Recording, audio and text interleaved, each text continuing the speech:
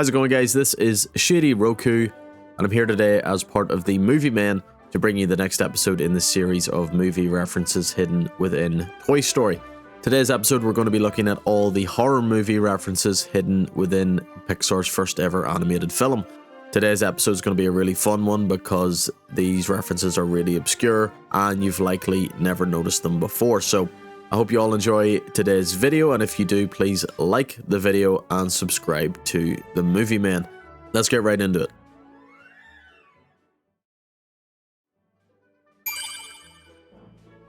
A few of the toys found within Sid's room are callbacks to iconic horror movie characters, such as Hand in the Box, a toy consisting of a green monster hand that has been stuck to the spring of a Jack-in-the-Box, which bears a striking resemblance to the severed hand that serves the Addams Family in the TV series from the 60s.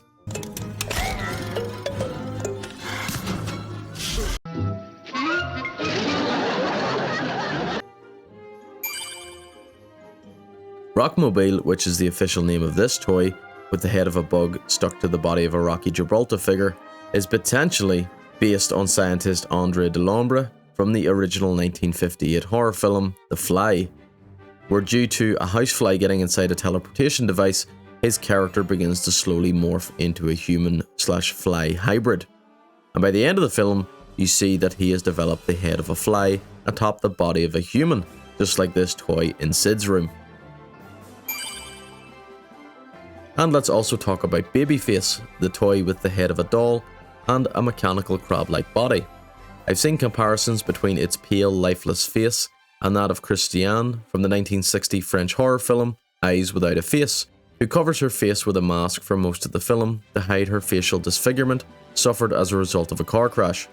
The story revolves around Christiane's father, who is a plastic surgeon, attempting to restore his disfigured daughter's face by kidnapping young women and performing face transplants, similar to how Sid in Toy Story collects toys and or steals them from his sister for the purpose of experimenting and or destroying them. You'll notice a trend here that the toys we discussed from Sid's room are all references to gothic/horror TV and film, and in fact on the Pixar wiki the idea of an army of mutant toys has been compared to the mutant human-animal hybrids that appeared on screen in the 1977 sci-fi horror film The Island of Dr. Moreau, where a scientist conducts experiments to create animal-human hybrids known as beast folk, again paralleling what Sid is doing to his toys. Doctor, you've done it! Hannah! Jeannie's all better now.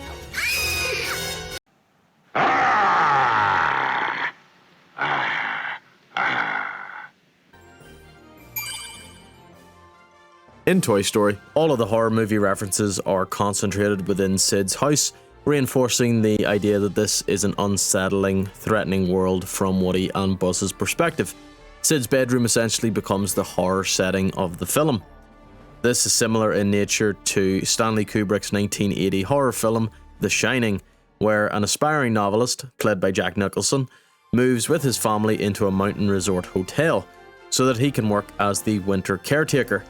This haunted resort, known as the Overlook Hotel, becomes the sinister, almost supernatural force at the center of the film, which parallels Sid's house in Toy Story, which becomes the setting in the film where the toys experience their own horror story. In The Shining, the father is ultimately driven to madness by the hotel, while Buzz similarly loses his grip on reality after discovering that he isn't actually a real space ranger. Keen-eyed viewers may also notice that the house itself contains another Shining reference, as the design and colour of the carpet outside Sid's bedroom is based on the iconic carpet from the Overlook Hotel, while the wallpaper in Sid's house, although a different colour, uses the same distinctive pattern seen throughout the hotel.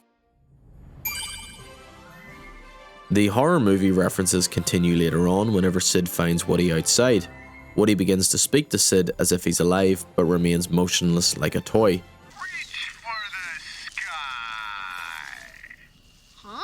At first, just using lines that the Woody doll is supposed to say, before breaking character and responding to Sid like a sentient toy.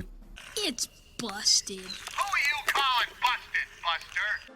This parallels the horror TV series from the 60s called The Twilight Zone, where every episode is set in a different universe and depicts a different horrifying scenario. In Season 5, Episode 6, titled Living Doll, cold-hearted husband Eric is unhappy when his wife buys an expensive doll for his stepdaughter called Talking Tina that, like Woody, has a built-in voice box. My name is Talking Tina, and I love you very much. However, when handled by Eric, the doll suddenly starts deviating from its typical voice lines and begins speaking on his own, saying, "My name is Talking Tina, and I don't like you." My name is Talking Tina, and I don't think I like you. Right at the end of this episode, Talking Tina deliberately places herself on the stairs so that Eric falls down them, and his wife, after finding the doll beside her husband, is threatened by the toy who says, "You'd better be nice to me." My name is Talking Tina, and you'd better be nice to me. Similar to how Woody tells Sid that he must take care of his toys because if he doesn't, they'll find out. From now on, you must take good care of your toys. Because if you don't, we'll find out, Sid. He then proceeds to rotate his head 360 degrees while telling Sid that toys see everything. A callback to one of the most iconic and terrifying moments from the 1973 horror movie The Exorcist, where young girl Regan McNeil gets possessed by a demonic spirit, and in defiance towards the Catholic priest that is trying to drive it out of her, the demon rotates the young girl's head 360 degrees. We toys can see everything. With the Father and the Holy Spirit. Damien!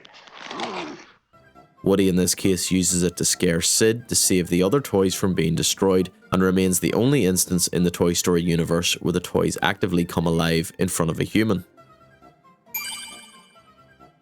And finally, the horror references culminate near the end of the movie when Woody and the other toys emerge and begin marching towards Sid.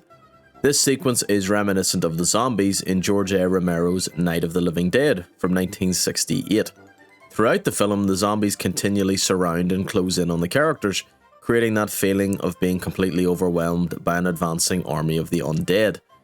And Toy Story takes that imagery even further.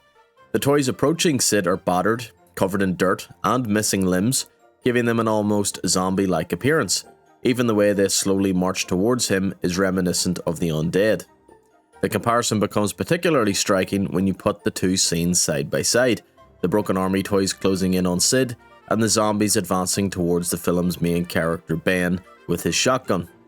Not only is Sid terrified by the toys, but he also suddenly finds himself in the same position as the characters in a classic zombie movie, completely surrounded by an army of creatures he thought couldn't possibly be alive.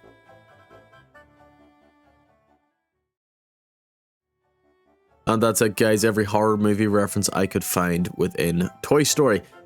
Hope you all enjoyed today's video, and if so, please like and subscribe. I have been ShadyRoku as part of the Movie Men, and I will see you guys all on the next episode. Take care.